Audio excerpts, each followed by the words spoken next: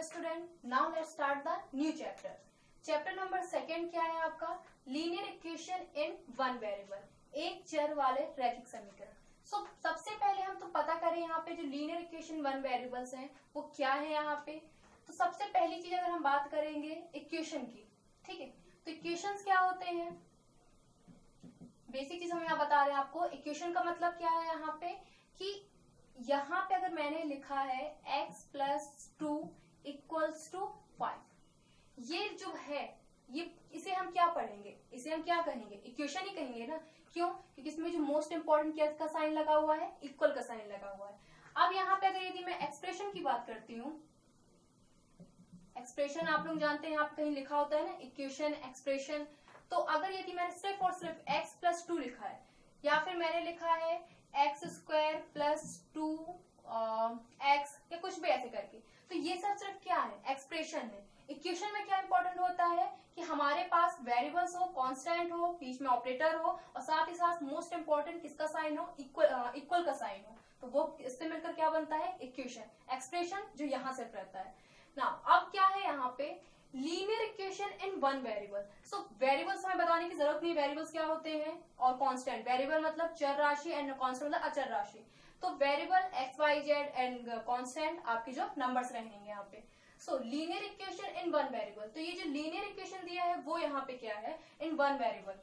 अगर मैं यहाँ पे लिखती हूँ x + 3 + 7, क्या ये लीनियर इक्वेशन होगा? होगा। क्यों? हमें यहाँ पे लीनियर इक्वेशन के लिए पहचान क्या देखनी है कि ये जो आपका वेरिएबल है x, इसकी जो पावर है, मतलब जो घात है, वो उसकी पावर कितनी है? 1। लीनियर इक्वेशन में आपका जो वेरिएबल होगा उसकी पावर कितनी होनी चाहिए? 1 ही होनी चाहिए। तो वो क्या होगा? लीनियर इक्वेशन होगा। मान लीजिए अगर आपके यहाँ पे कुछ इस तरीके से दिया हुआ है और यहाँ कोई भी आपके पास नंबर दिया है, कुछ भी यहाँ पे, सो x², तो क्या ये लीनियर इक्वेशन होगा? नहीं होगा। क्यों? क्योंकि अब इसकी पावर क्या हो गई है? 1 से ज्यादा हो गई है। तो आपकी मोस्टली यहाँ पे लीनियर इक्वेशन का मतलब ये है कि आपको यहाँ पे x की पावर कितनी होनी चाहिए? 1 ही होनी चाहिए, क्योंकि यहाँ पे कोई पावर नहीं दिख रही तो क्या होती है? 1 होती है। तो ये क्या है? Linear equation. बट ये लीनियर इक्वेशन नहीं है, क्योंकि यहाँ पे वेरिएबल जो है उसकी पावर क्या हो गई? 1 से ज्यादा हो गई है। तो इक्वेशंस क्या होते हैं? इस तरीके से, जहां लेफ्ट हैंड साइड हमारे पास कुछ दिया होता है और राइट हैंड साइड हमारे पास नंबर्स दिए होते हैं, और किसका साइन होता है? इक्वल का साइन। एक्सप्रेशन क्या होते हैं? ये कि वेरिएबल के साथ हम कोई कांस्टेंट ले रहे हैं, इस तरीके से बताना, जो लेफ्ट हैंड साइड रहता है वो एक्सप्रेशन है। साथ में लीनियर इक्वेशन का बताना। लीनियर इक्वेशन मतलब ये कि ऐसे इक्वेशन जिसमें वेरिएबल्स की जो पावर हो वो क्या हो? 1 ही हो। अगर 1 से ज्यादा होगी तो वो लीनियर इक्वेशन नहीं कहलाएगा। अब बात आती है इन वन वेरिएबल। वन वेरिएबल का मतलब ये है कि जब आप अभी पढ़ोगे एक्सरसाइज में, तो आपको कई क्वेश्चन कुछ इस तरीके से दिए होंगे, जो आपने शायद 7th में भी पढ़ा होगा, लीनियर इक्वेशन। इसका वन वेरिएबल का मतलब क्या है कि यहाँ पे एक ही वेरिएबल है, राइट? अब यहाँ पे एक वेरिएबल,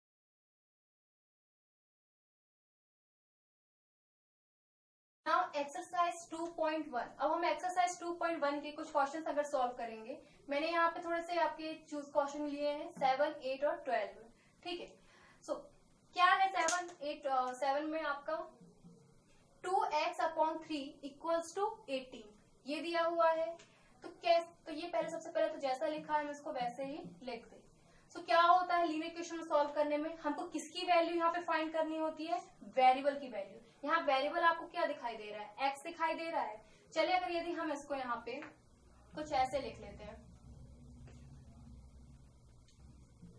x = 18। यहाँ पे 2x का मतलब ये है ना कि इनके बीच में किसका साइन है? इनटू का, मल्टीप्लिकेशन का साइन है। मैंने क्या किया है? 2/3 × x = 18 ऐसे लिख दिया। अब यहाँ पे हम लीनियर इक्वेशन में फाइंड किसकी करते हैं? किसकी वैल्यू फाइंड करते हैं? वेरिएबल की। यहाँ वेरिएबल क्या दिखाई दे रहा है? और वन वेरिएबल का मतलब क्या है? देखो यहाँ पे वन वेरिएबल x दिया हुआ है, तो मुझे यहाँ पे x की वैल्यू फाइंड करनी है। कैसे करोगे?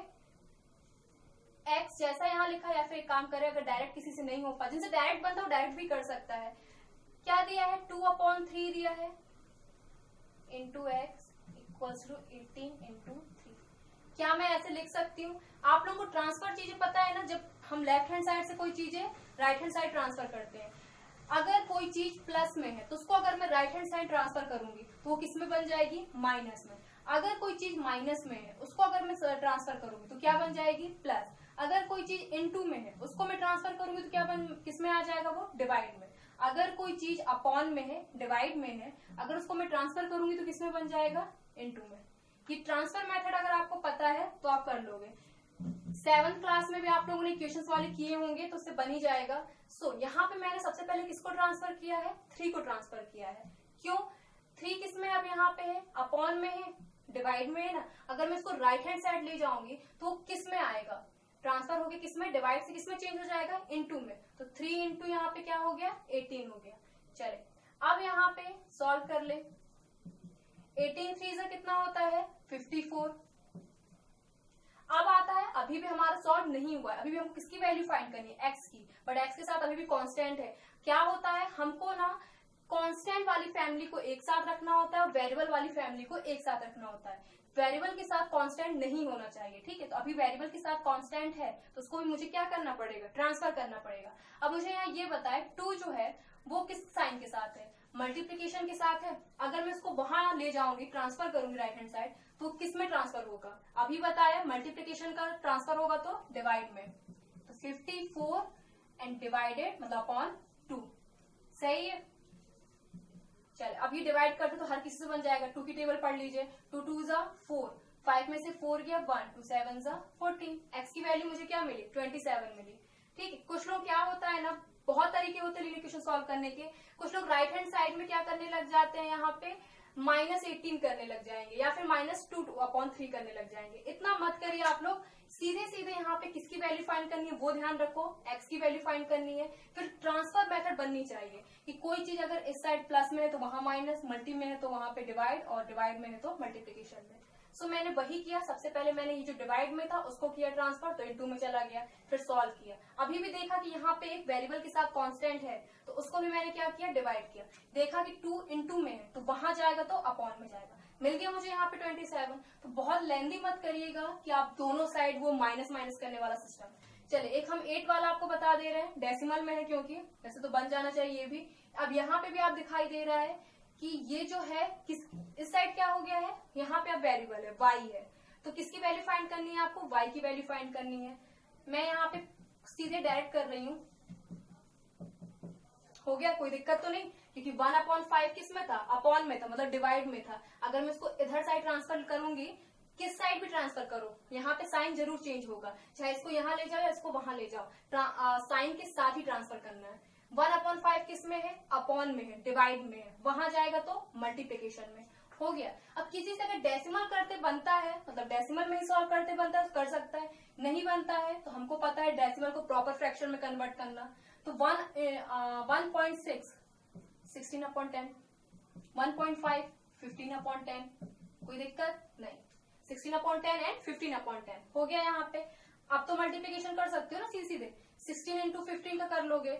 हमको 15 की टेबल आती है, हम सीधे पढ़ ले रहे हैं यहाँ पे। 15 6 90, 90 का हमने यहाँ पे 0 लिखा है, कैरी 9 है। 15 1 50 एंड 15 एंड 9 कितने हो जाएंगे, 24। 10 इंटू 10 100। अभी यहाँ पे क्या है, क्या था, क्वेश्चन मेरा डेसिमल में था तो मैं चाहती हूँ कि यहाँ पे भी ये डेसिमल में ही हो जाए, या फिर सीधे ये करें, 1 0 से 1 0 यहाँ पे कैंसिल हो गया, क्या बचा 24/10 y।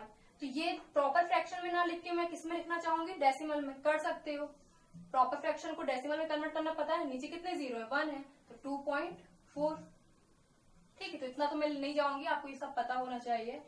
एंड लास्ट आपका 12 वाला बता दे रही हूँ यहाँ पे, ठीक है।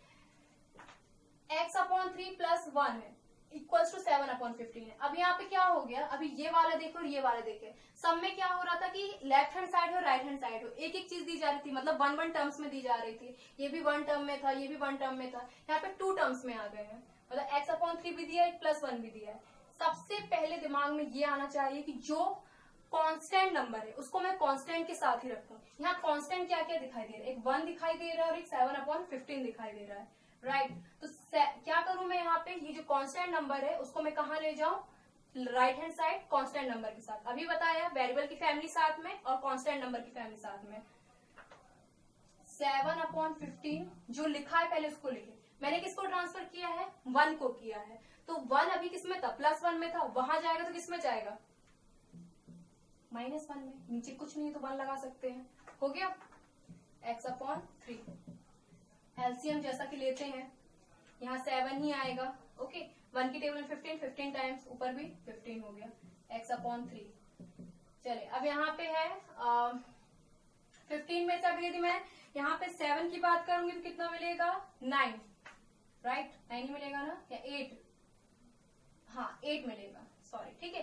तो 15 में से 7 लेस हुआ तो कितना मिला मुझे, 8 मिला। बट साइन कौन सा लगेगा, माइनस का, क्योंकि बड़े नंबर के आगे कौन सा साइन है, माइनस का।